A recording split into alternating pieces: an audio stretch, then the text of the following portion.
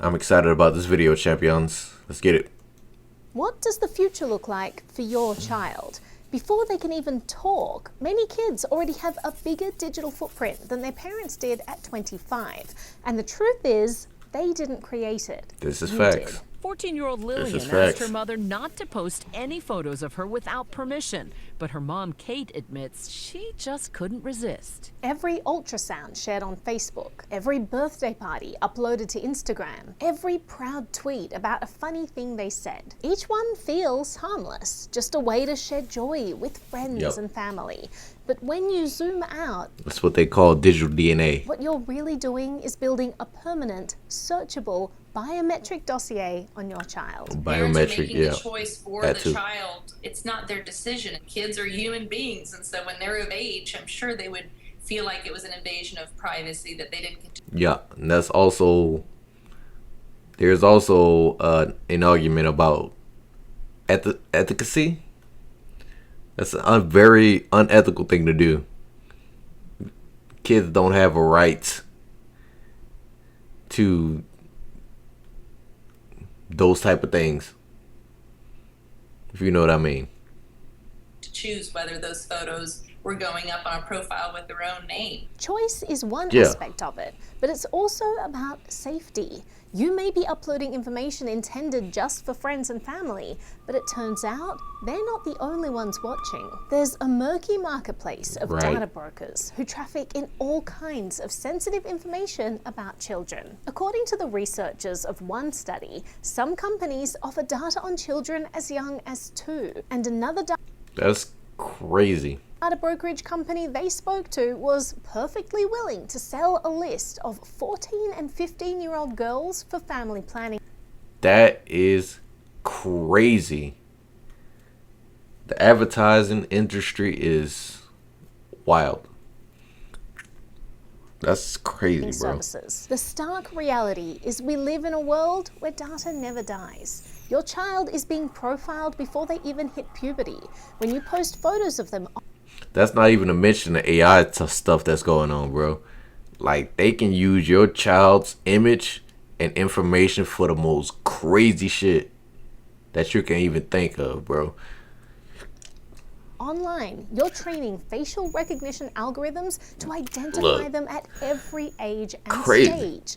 When you write about their interests, their fears, their behavior, you're helping third parties build psychological profiles. These systems are designed to link data across platforms. A birthday photo on Instagram, a voice recording in a toy app, a school login from home are all tied to the same That too. identity by these data brokers, thanks to reused emails, phone numbers, and device fingerprints. And now, facial recognition software Right. too. What starts as fragments becomes a full picture, and that picture is being built long before your child is old enough to understand what's happening. And these profiles Right, because kids don't agree to those terms of service that you agree to when you go on these social media sites and shit.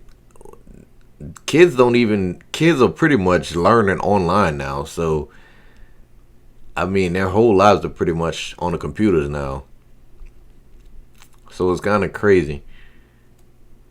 of our children are packaged, scored, and bought by countless entities. Hey Mom, hey Dad, it's me, Ella. Deutsche Telekom came out with a great short film that imagines a future where a girl is made more vulnerable due to all the information her The parents fuck? put about her online. All you need are a couple of pictures, like the ones you share on social media, where they can be taken and used Yo, by everybody. She tells them that her identity has been stolen, that her voice has been cloned to scam her mother, that an old family Oh, photo wow. has been turned into a meme, and she's now the target of school-wide bullying. Even worse, her young photos were repurposed for far more nefarious means. What wow. you share online is like a digital Whoa. footprint that will follow me around for the rest of my life.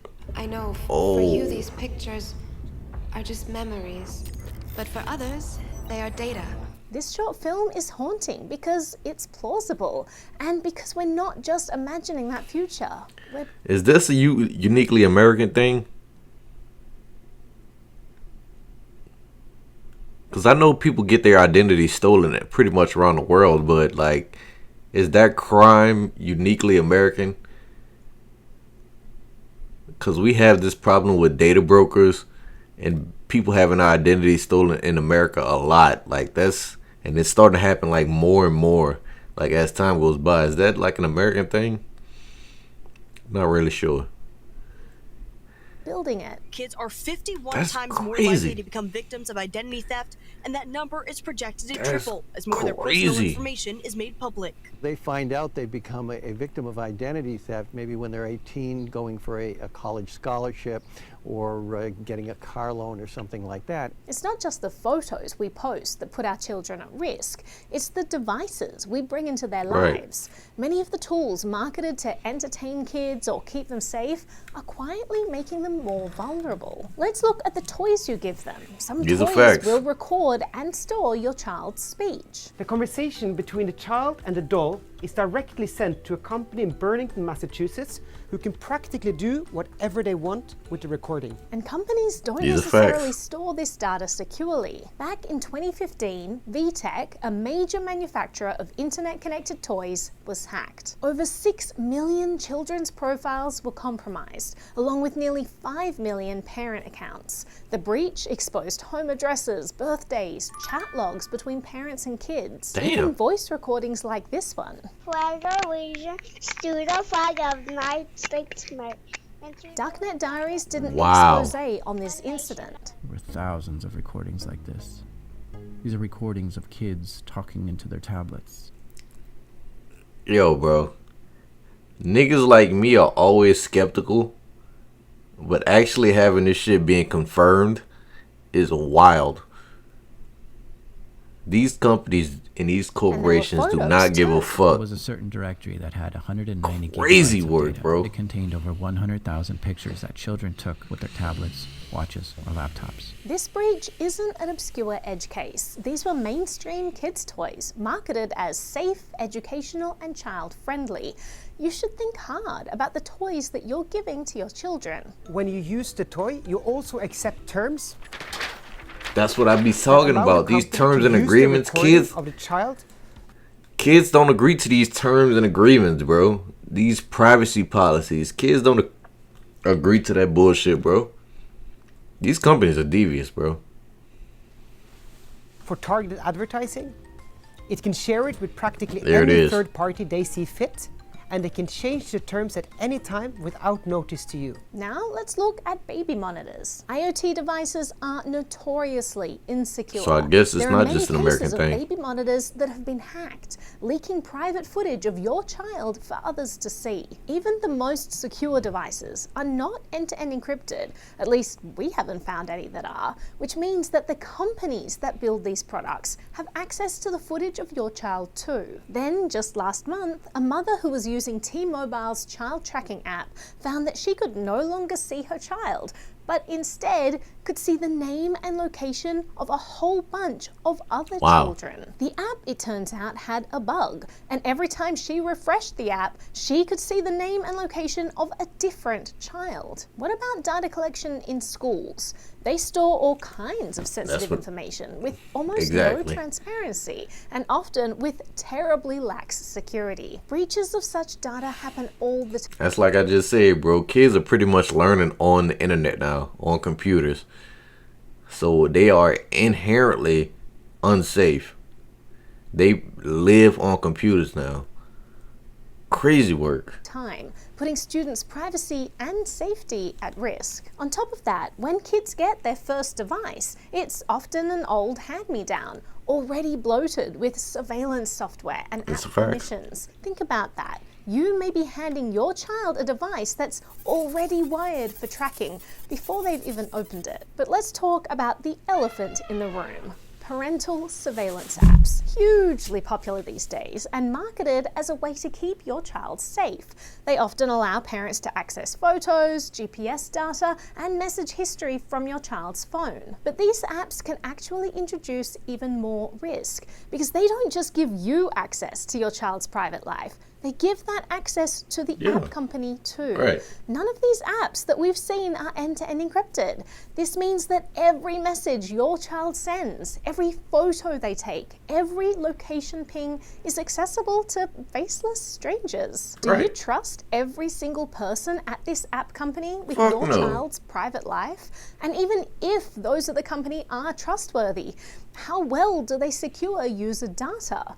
Unfortunately, in the case of far too many of these apps, not well. The Kids Security app, for example, left over 300 million records, including children's real-time locations and parts of their parents' credit card information, exposed online due to a misconfigured database. 300 million. Crazy. And apps like mSpy have experienced multiple breaches over the years, leaking the private messages and GPS coordinates of millions of children. Let that sink in. You installed the app to protect your child, and in doing so, you gave an unknown third party full access to their phone and hoped that the company was competent, ethical, and secure. Some of these apps are almost indistinguishable from spyware. They operate in stealth mode, request incredibly invasive permissions, and are designed to run silently in the background. And unlike secure messaging platforms, and a lot of times when you turn off those permissions, like your microphone and your camera, when you download the app and you say, I don't want this microphone on or this camera on, it'll still be on. So even that's not safe. Especially on iPhones. Use end-to-end encryption to keep prying eyes out. These surveillance apps intentionally keep the doors wide open. If you're considering using one of these apps, it's worth asking if the benefit is worth the risk. There are privacy-respecting tools that let you self-host your own monitoring solutions, giving you oversight without handing your child's data to a third party. But one of the best ways to teach your child about privacy and safety online is by showing them. Kids watch how we use technology.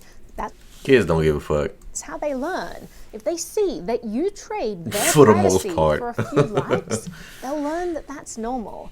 But if they see that you protect their information, say no to tracking, and choose tools that just don't give them that shit. You trade their just watch what you give them. Privacy for a lot of kids don't need a phone or a tablet. They don't need that bullshit. Or a computer. Likes, they'll learn that that's normal. They don't need that shit. But if they see that you protect their information, say no to tracking, and choose tools that respect privacy, they'll learn something much more important. In the year 2025. Personal information matters, and it's worth protecting. We're in a brave new world of digital surveillance, and trying to keep kids safe is a minefield. In general, fostering trust, having honest conversations, and giving them the tools to make smart decisions on their own is going to have the biggest impact. Parenting 101 is about keeping the dialogue open. As long as your kids are talking to you, you're doing a good job as a parent. Surveillance doesn't build trust, and a hard truth is that handing your child's digital life to a faceless company isn't safety. It's exposure disguised as protection. So let's summarize this in 8 takeaways about how we can better protect children in the digital age. First, stop oversharing. Don't post photos, birthdays, that's common or sense, bro. Anecdotes about your it child has to online. be. That's common especially sense. not on platforms that profit from engagement. You can Facebook, choose to share these directly with those they're intended for. Signal store. Niggas need to stop using their kids for content. Bro, everything does not need to be on the internet, bro. Stop posting your kids on Facebook. Stop making content with your kids trying to make money off them. That shit is not cool, bro. Stories and Ente photo sharing are great tools for sharing special moments without giving third parties access. Signal is good. Understand that every post, every app, and every platform that we say yes to on their behalf is a data trail that they can't take back. Be cautious of spyware apps. Understand that you're not the only one getting access to their messages and photos, and decide if you're okay with exposing your child's sensitive information to third parties. There are more private monitoring options available if you do need them. Otherwise, try to foster a culture of open dialogue and trust. Teach consent early. Help your child understand that their biometrics, their thoughts, and their data belong to them. Right. Make digital consent a family value. Use aliases and VoIP numbers when creating accounts so that your child's real identity isn't unnecessarily linked across platforms. Right. Treat identity like a scarce resource, not something to give away freely. Audit what you hand down. If you're giving Yeah, you can't use emails like back in the day. You got to use multiple emails. That's just the way it is now. It's 2025. your child an old phone or tablet, reset it completely. Remove trackers, reinstall only what's needed. Don't pass on years of surveillance baked into the background. Avoid apps that require invasive permissions or collect more data than necessary. Right. Audit app permissions closely. Set boundaries with family. Ask grandparents not to post photos of your child. Say no to tagging. You're not being difficult. You're protecting someone who can't yet protect themselves. Right. And finally, don't be afraid to ask hard questions. Ask your child's school what data they collect, how it's stored, and who has access to it. Challenge the use of software that demands more permissions than it needs. Make noise. And even if it doesn't feel urgent now, that data doesn't go away. One day your child might apply for a job, a visa, Facts. or a loan and be quietly flagged by a system that they've never heard of based on something that you once posted. Not because of who they are, but because of what the data predicts they might become. That's that AI shit. Modern data systems don't just track, they judge. And once your child's data is out there, it's out of your hands, feeding algorithms that you'll never see, making decisions that you'll never understand. This isn't about That's fear, facts. it's about safety, about giving your child the freedom to grow up and explore ideas without every version of themselves being permanently archived, and without being boxed in by a digital record that they never chose to create. Our job is to protect that freedom and give children the chance to write their own story. So please, I was just about to say that. please, Dad, protect my virtual privacy. NBTV is a project of the Ludlow Institute, a non-profit. Children have the right to privacy as well, but it's up to us to make that happen, bro.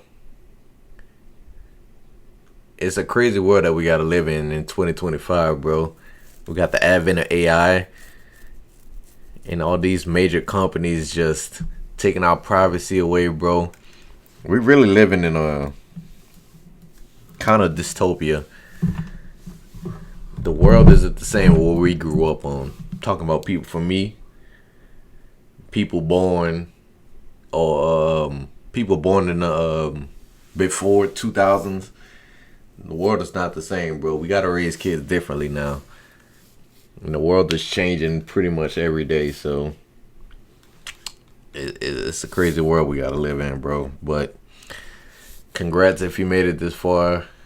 If you have any thoughts about this video or you want to suggest something else, another video, comment down below, like and subscribe.